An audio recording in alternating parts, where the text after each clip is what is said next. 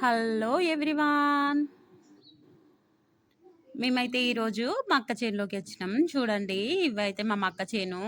ఇవన్నీ ఇరిసి కుప్ప చేసి తర్వాత మక్కలు పట్టే మిషన్లో వేసి మక్కలు పట్టిస్తాం.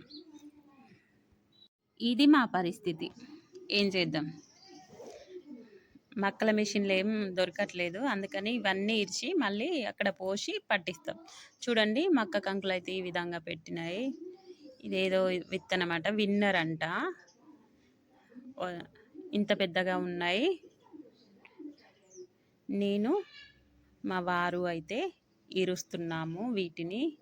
వీటిపైన ఆల్రెడీ ఎడ్లకి కట్ చేసుకపోయాము, ఎడ్లు తినడానికి. చూడండి, ఇదంతా మక్కనే, నాకంటే హైట్లో ఉంది. చూడండి, చాలా హైట్లో పెరిగింది.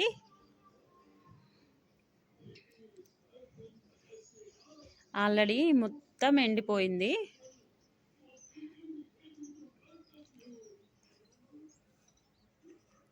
ఒక 2-3 రోజులు పడుతుంది ఇదంతా చేను ఇరవడానికి. ఒక 2 ఎకరాలు అయితే వేసాము. చూడండి,